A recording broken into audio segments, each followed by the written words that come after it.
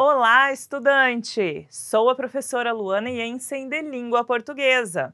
Ei, bonitos! Hoje é dia de Sexto Tempo. Essa é uma ação da Secretaria de Educação de Manaus, em parceria com a Super Ensino e o Centro de Mídias Educacionais. E hoje vamos nos aprofundar em um assunto essencial para a interpretação: reconhecer diferentes formas de tratar uma informação na comparação de textos que tratam do mesmo tema, em função das condições em que ele foi produzido e daquelas em que será recebido. Vamos lá? Estudante, será que você defenderia sua opinião sobre um tema polêmico em um seminário da escola da mesma forma que defenderia se estivesse só com seus amigos no intervalo da aula? Será que determinada programação cultural do Teatro Amazonas é divulgada de forma igual no jornal impresso, online, televisivo e radiofônico? Com esses questionamentos iniciais, já identificamos que a forma textual de compartilhamento de uma informação, condição de produção, altera o tratamento do tema. Compartilhar a opinião em um seminário escolar é diferente de manifestar uma opinião durante uma conversa com colegas. No segundo questionamento, a escolha do suporte, impresso, online, televisivo ou radiofônico, sugere o uso de uma linguagem diferente, elevado em consideração como esta informação será recebida pelo leitor ou ouvinte. Daí a adaptação da linguagem. Bonitos, acompanhem comigo a informação que li em um material de estudo durante um seminário de professores. Games podem contribuir para a educação. Pesquisadores da Universidade de Oxford concluíram que jogar videogames diariamente, em doses moderadas, melhora a sociabilidade, facilita a conquista de amigos e pode diminuir a hiperatividade. Por tudo isso, não estamos longe de ter games na sala de aula. Uma escola em Estocolmo, por exemplo, incluiu o Minecraft no currículo. Os alunos discutem, a partir do jogo, aspectos de planejamento urbano, sustentabilidade e questões ambientais. Interessante! Temos aqui um dado sobre pontos positivos do uso de games.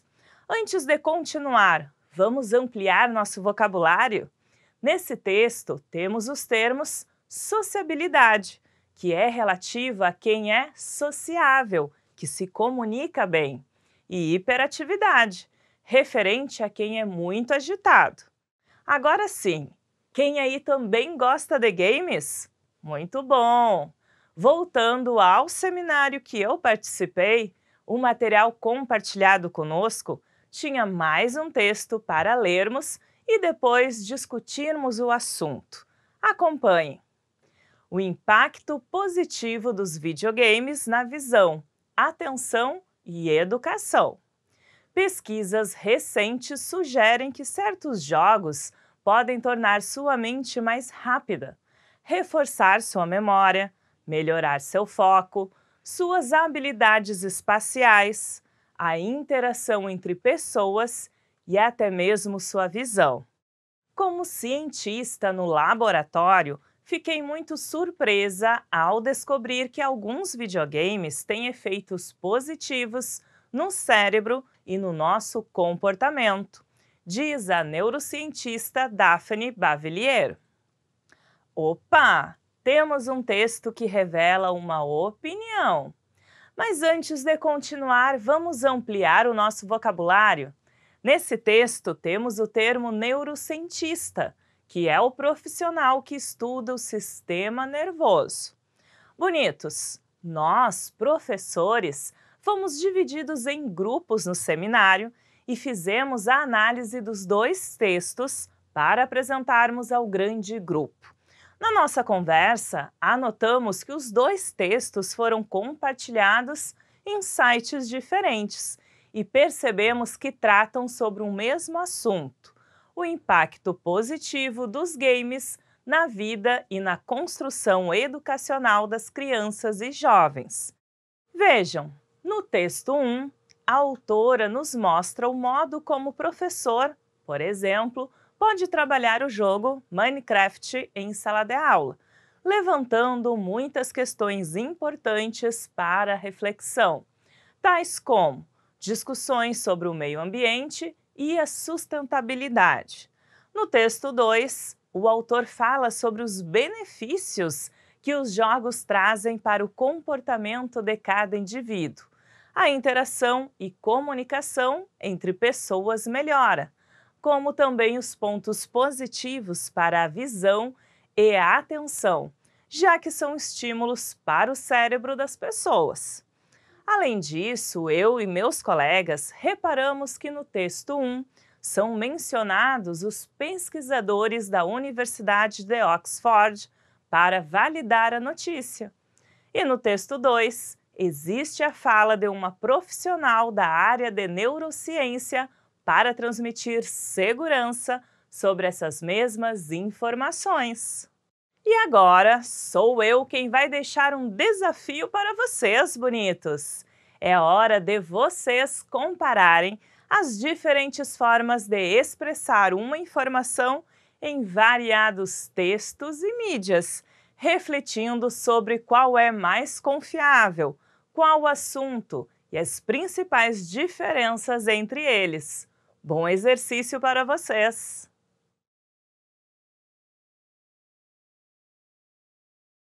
Leia os textos a seguir e responda à questão. Texto 1. Meu gato tem um olho azul e outro marrom. Li no G1 uma reportagem sobre uma gata da Arábia Saudita portadora de olhos de cores diferentes. O que chamou a minha atenção foi o fato de eu também ter um gato com as mesmas características dessa gata saudita, encontrada em Riad. A diferença é que o meu gato é persa, nasceu no Brasil e mora aqui em casa, em Foz do Iguaçu. O nome dele é Bunny. Ele tem um olho azul e outro marrom. Texto 2. Gato com heterocromia. Todos os pets são diferentes e especiais em sua personalidade e beleza. Porém, às vezes, encontramos alguns amigos com características ainda mais diferentes.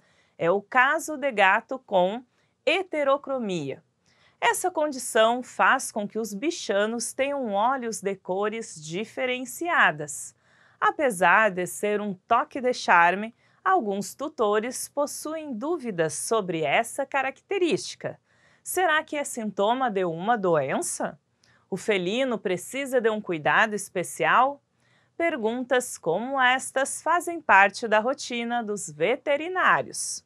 Bonitos, vamos de vocabulário do texto. Heterocromia, coloração diferente de partes que devem ter igual cor, como a íris dos dois olhos. Felino, relativo à espécie dos gatos. E agora vamos ao nosso enunciado. Comparando-se as informações entre os dois textos, pode-se afirmar que: letra A. Abordam informações relacionadas às diferentes raças de gatos. Letra B. Retratam uma característica incomum à espécie felina. Letra C. Diferenciam-se pela linguagem e escolha de assunto. Ou letra D. Apontam as diferenças físicas entre os gatos e cachorros. Tempo na tela para vocês!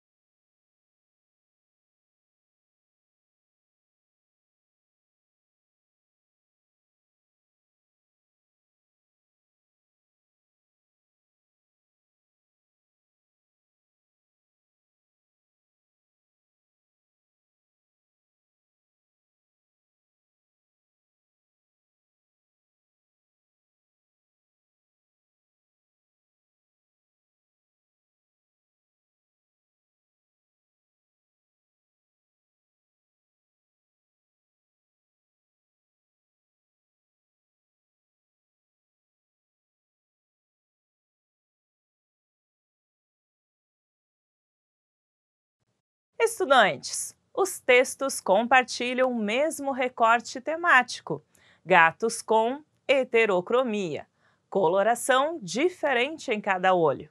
Com esse entendimento da leitura, já descartamos a letra A, pois ela afirma que o tema se refere às diferentes raças de gatos. Podemos afirmar, bonitos, que os textos têm linguagens diferentes, já que o primeiro é um relato pessoal e o segundo uma informação. E ainda assim, o tema é o mesmo. Por isso, eliminamos a letra C, que diz que os textos se diferenciam pela escolha de assunto. Já a letra D pode ser descartada porque afirma que o texto trata das diferenças físicas entre gatos e cachorros, quando na verdade é apenas sobre gatos. Estudantes, no texto 1, o narrador relaciona a gata noticiada pelo G1 com um animal que cria em casa, ambos com uma coloração diferente nos olhos. No texto 2, fala-se igualmente sobre esse fenômeno, mas do ponto de vista mais informativo. Assim, marcamos B de bonitos, como alternativa correta. Leia os textos a seguir para responder ao exercício. Texto 1. Signo de Libra foi citado em pelo menos 3 milhões de redações. Enem. Redação pedia que candidato falasse sobre Libras e metade falou de astrologia. Texto 2. É falso que Libras foi o tema da redação do Enem 2020 e que milhões escreveram sobre o signo. Não é verdade que a redação do Enem 2020, Exame Nacional do Ensino Médio, teve a Libras, Língua Brasileira de Sinais, como tema, e que 3 milhões de candidatos abordaram o signo do zodíaco Libra em seus textos, como afirmam posts nas redes sociais. E o nosso enunciado pede: ao observarmos os dois textos, verifica-se que: letra A, os textos são iguais e afirmam que o tema da redação do Enem foi sobre astrologia. Letra B, os dois textos falam sobre os impactos da astrologia na escrita de avaliações. Letra C, os textos são iguais, já que falam sobre os estudantes que tiraram notas boas no Enem. Ou letra D, os textos, apesar de se referirem ao mesmo tema, mostram as informações de formas diferentes. Tempo na tela para vocês.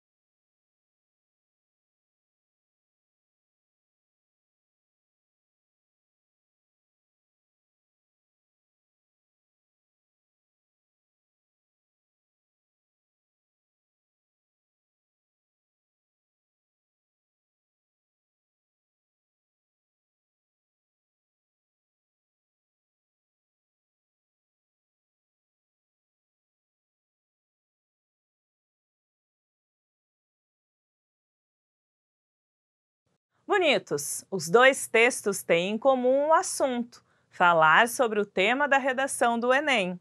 Porém, trouxeram dados diferentes. O texto 2 explica a provável informação falsa do texto 1. Com isso, já eliminamos as letras A e C, pois o tema da redação não foi astrologia e o foco dos textos não é citar as notas boas nas redações. Ainda, o tema central não é como a astrologia influencia na escrita, o que faz descartarmos a letra B. Estudantes, o texto 2 é uma notícia que esclarece o assunto da manchete do texto 1. Os números de pessoas que confundiram o signo de Libras com a língua brasileira de sinais, Libras. Nota-se que o assunto e/ou tópico é o mesmo, a utilização da palavra Libras, em contexto de escrita, no caso, a redação.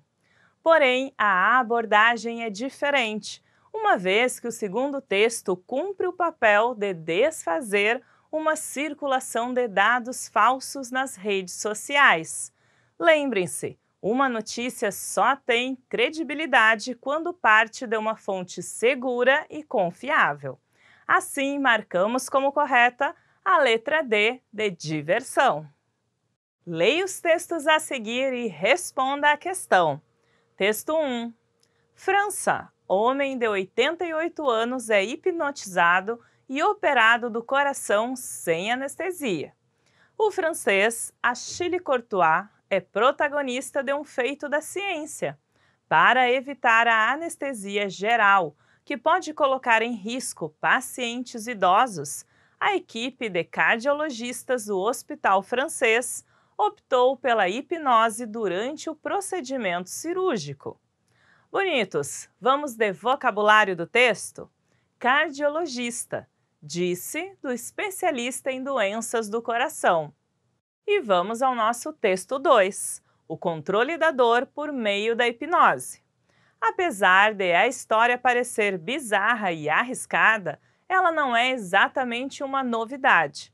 Em 1997, uma pesquisa coordenada por Marie Elisabeth já mostrava a eficiência da hipnose como anestésico em cirurgias. O resultado dos testes foi que os pacientes, todos de cirurgia plástica, que haviam sido hipnotizados tiveram menos dor e ansiedade que os que haviam recebido anestesia geral, além de terem saído mais satisfeitos da cirurgia. Vamos de vocabulário, bonitos? Anestésico, medicamentos que diminuem as dores.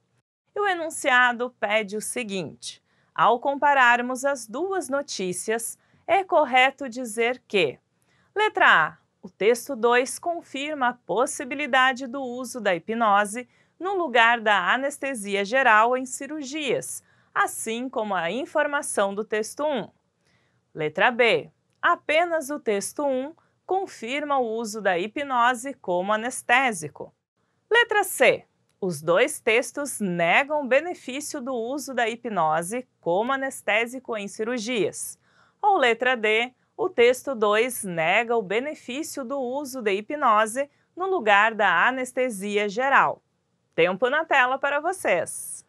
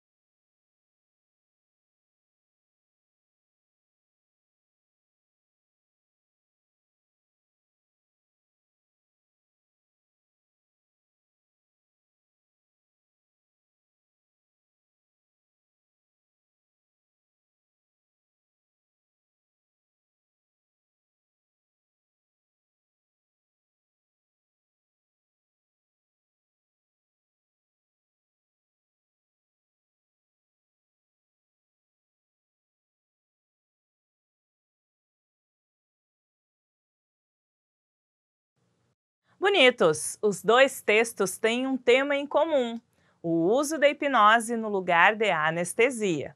E ambos evidenciam esse uso, o que já nos faz descartar as letras C e D, uma vez que elas afirmam que os dois textos negam os benefícios do uso da hipnose em cirurgias.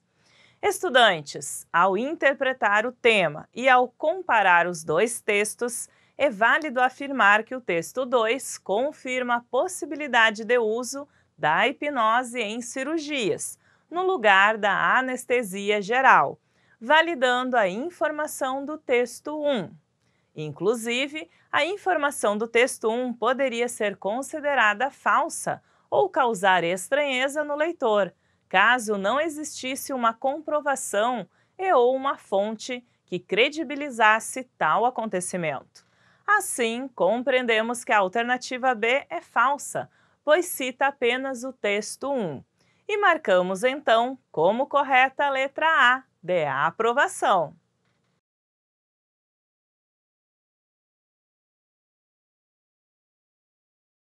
Bonitos! Tenho certeza de que vocês arrasaram nos exercícios de hoje. E para o conteúdo ser fixado, vamos retomar a ideia principal da aula.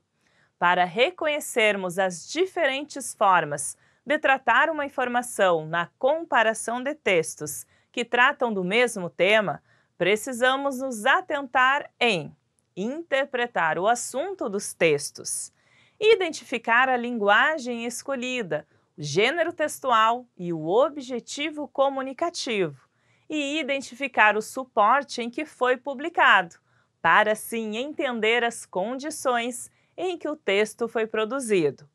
Espero que vocês tenham aproveitado o encontro de hoje. Nos vemos no próximo Sexto Tempo!